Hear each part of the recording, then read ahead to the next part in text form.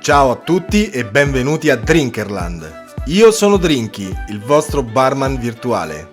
Lo sapevate che la storia di questo cocktail è piuttosto interessante. Anche se iniziò a diventare un drink molto famoso solo negli anni 20-30, sembra che venne inventato ben prima, intorno al 1750, sostanzialmente modificando la ricetta del gin tonic. Secondo alcuni, ad inventarlo fu l'ammiraglio Nelson della marina inglese. Ai marinai la bevanda piacque così tanto che, anche una volta sbarcati e rientrati in patria, continuarono a prepararla e a consumarla. La ricetta venne poi perfezionata finché nel 1862 fu pubblicato il primo ricettario di cocktail di Jerry Thomas e il gin fizz era incluso in tale ricettario. L'uso del gin tonic e del gin fizz sembra abbia salvato dallo scorbuto molti marinai inglesi a quei tempi, grazie alle proprietà toniche del gin, che si ricava dal ginepro e alle vitamine del limone, che ne è uno degli ingredienti principali. Ottimo da consumare praticamente in qualsiasi ora della giornata, il gin fizz è particolarmente indicato come cocktail digestivo, da servire quindi dopo cena. Come cocktail è abbastanza leggero, quindi niente carni rosse o cibi troppo elaborati. Puntate su pesce, pasta e finger food per risaltare la sua vivace freschezza.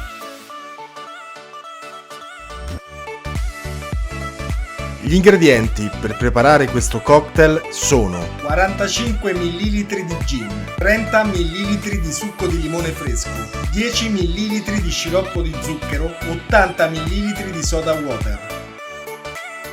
Per preparare questo cocktail dovrete versare tutti gli ingredienti nello shaker, compreso il ghiaccio, eccetto la soda water. Shakerare bene e filtrare nel bicchiere con lo strainer. Colmare il bicchiere con la soda water e guarnire con una fetta di limone.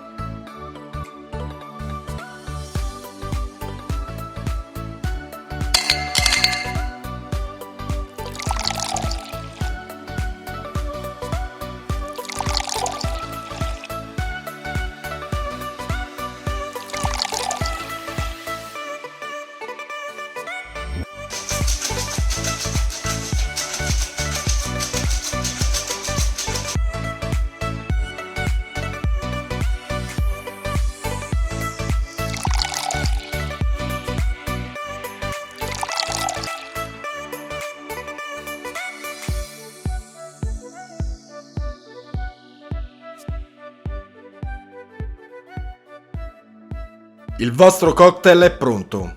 Mi raccomando, bevete con moderazione e mai prima di mettervi alla guida. Se questo video vi è piaciuto, iscrivetevi al canale e attivate la campanella.